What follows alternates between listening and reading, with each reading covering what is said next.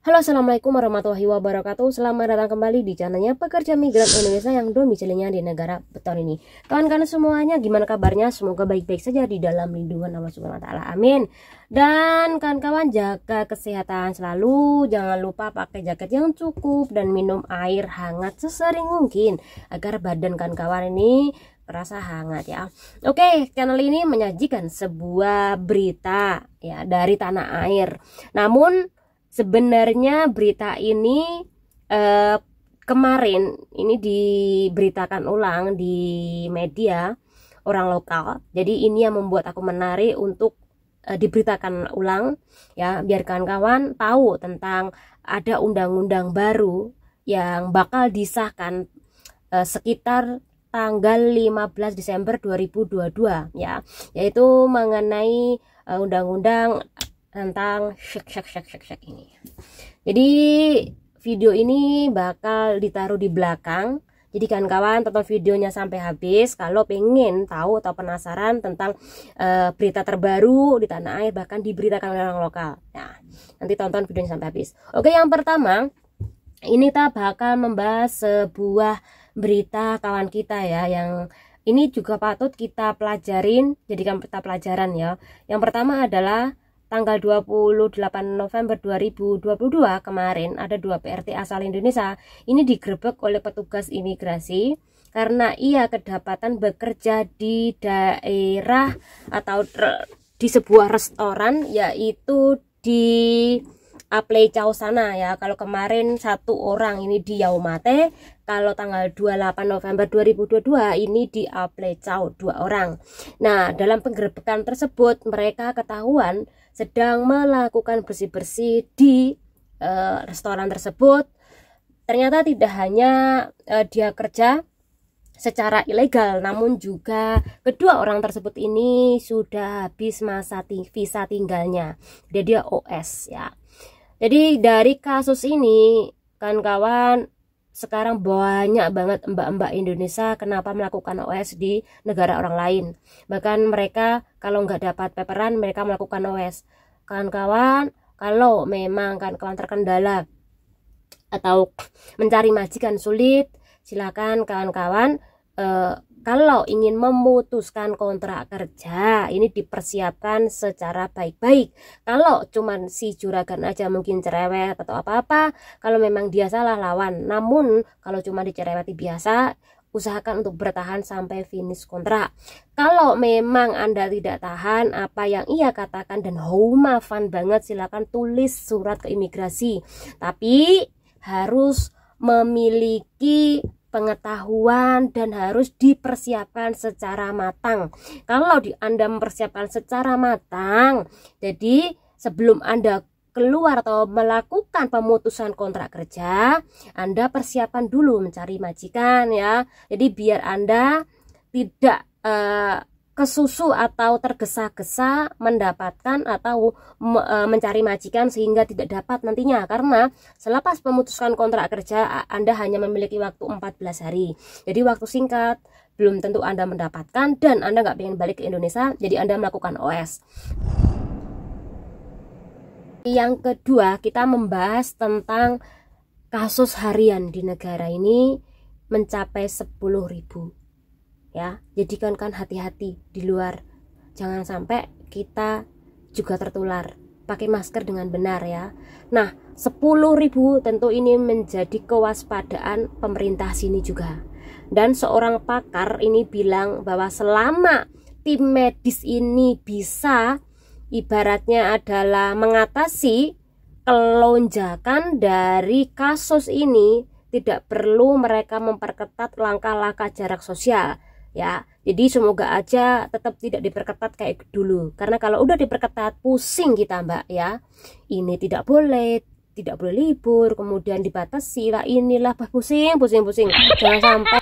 Oke, yang ketiga ada 23 orang di Chungwan O ini kena denda karena gagal mematuhi pemberitahuan pengujian wajib, dan salah satunya ini ada PRT. Apakah mbak-mbak kan yang kena ya, karena kalau kena ini dendanya adalah $10.000 ini ya. Jadi betapa pentingnya informasi, Mbak. Kalau sudah tahu di flat Anda ini ada orang sakit, kalau ada pengujian wajib karena di flat Anda ini orang sakitnya atau terpaparnya banyak, jadi satu flat ini harus ibaratnya diperiksa, dites PCR. Anda harus melakukannya, jangan sampai Anda lupa atau tidak menanyakan ke juragan ya. Jangan sampai Anda mengabaikan informasi yang akhirnya nanti Anda disuruh denda, bayar denda 10.000. Eman-eman Mbak, 10.000 dibuat beli HP, 10.000 dibuat beli atap, beli pasir udah banyak Mbak. 10.000 berarti kalau di Indonesia kan sekitar 20 juta ya. Jadi benar-benar Mbak harus tahu informasi. Kalau nggak tahu, kalau setiap kali Anda ini keluar lihat di lift ada informasi apa aja, Mbak harus baca. Kalau nggak tahu tinggal foto.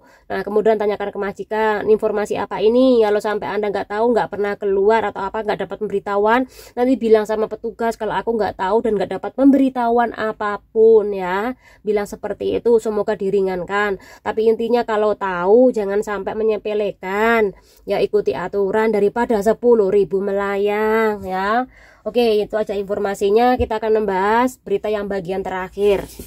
Oke, ini bagian yang terakhir yaitu mengenai pengesahan dan menetapkan sebuah rancangan undang-undang terbaru, yaitu bakal disahkan paling lambat sekitar 15 Desember 2022, yaitu berisi yang pertama hukuman pidana bagi warga Indonesia atau warga asing yang melakukan hubungan di luar nikah ya. Jadi kalau sampai ketahuan orang lain ya, ini nggak masalah. Namun kalau sampai ketahuan dari keluarga si A ataupun si B, ini bisa dilaporkan dan si pelaku bisa mendapatkan penjara maksimal 1 tahun.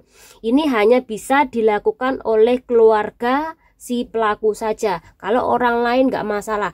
Jadi kalau contoh ada si A ini membeli di sebuah klub malam. Nah, ini tidak bisa dilaporkan oleh lain kecuali keluarga si A atau keluarga si B yang ia pacarin, ini bisa melaporkan dan bisa dipenjara 1 tahun ya. Jadi tidak boleh berhubungan seks secara bebas di tanah air. Jadi kalau mbak-mbak nanti ketemu sama yayangnya, tolong untuk berhati-hati ya, karena ada undang-undangnya.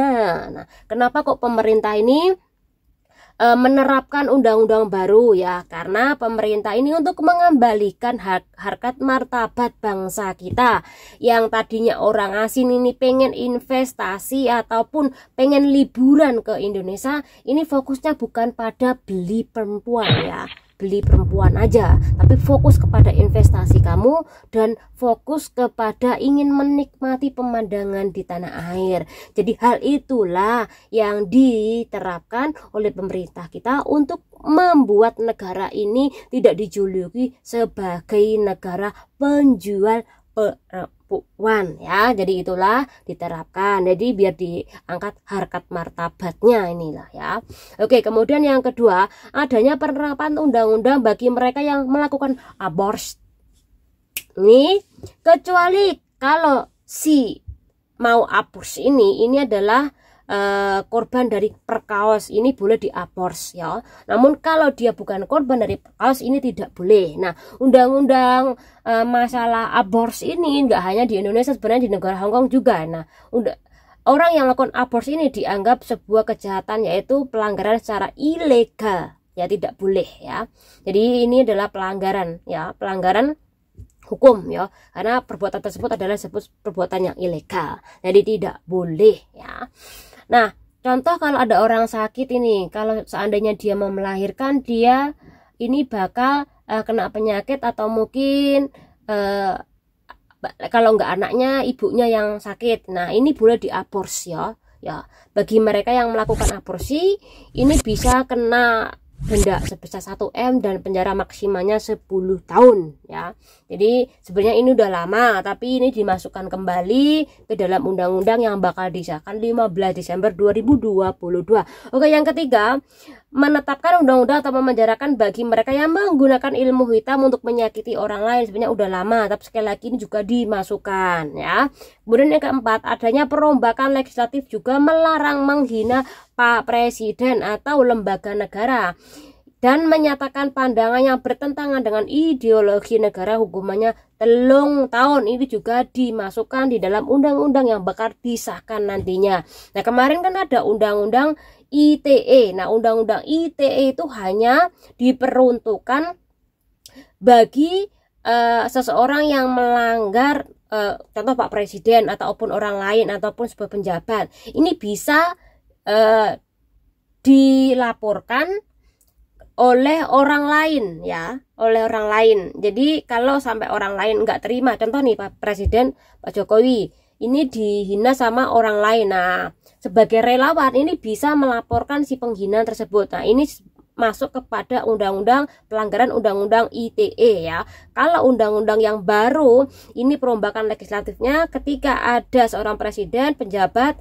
ini bisa terkena penjara bagi yang menghina tadi. Tetapi jika seorang presiden atau seorang penjabat tersebut ini melaporkan si pelaku ya.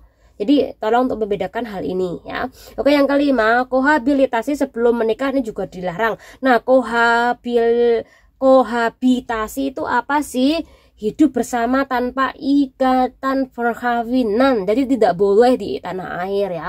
Jadi kalau ada seorang remaja, cewek cowok ini menyewa suatu rumah, kalau nggak ada ikatan perkawinan ini juga tidak boleh ya, dilarang. Walaupun memang hal ini dianggap biasa, tapi kalau sampai ketahuan ini bisa diusir dan bisa dijatuhi hukuman ya. Nah, itu adalah undang-undang baru. Apakah kawan-kawan setuju dengan undang-undang yang bakal disahkan 15 Desember 2022? Nanti silakan berkomentar di bawah video ini. Nah, ini aja informasinya, semoga bermanfaat buat kawan-kawan semuanya sebagai penambah wawasan kita. Channel Nurwa. Assalamualaikum warahmatullahi wabarakatuh. Bye bye.